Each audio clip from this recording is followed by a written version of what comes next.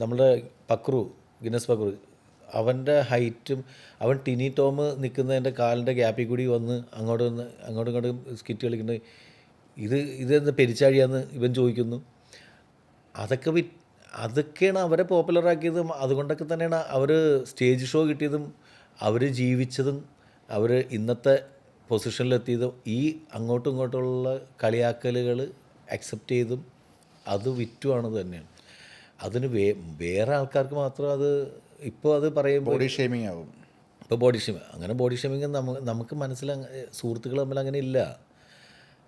അപ്പോൾ പണ്ട് ആൻ്റണി എന്ന് പറയുന്ന നമ്മളുടെ വാഴക്കുളം ആൻ്റണി, അവൻ അത്യാവശ്യം ഒരു ബ്ലാക്ക് സ്കിൻ ടോണാണ് അവൻ്റെ.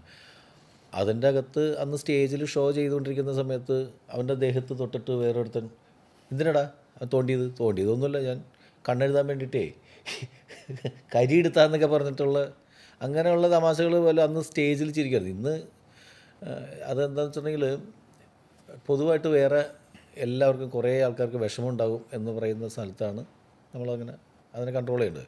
ചില കാര്യങ്ങൾ കൺട്രോൾ ചെയ്യണം. അതിനെ അങ്ങനെ കളിയാക്കി വരാൻ കൺട്രോൾ ചെയ്യുന്നത് നല്ലതാണ്.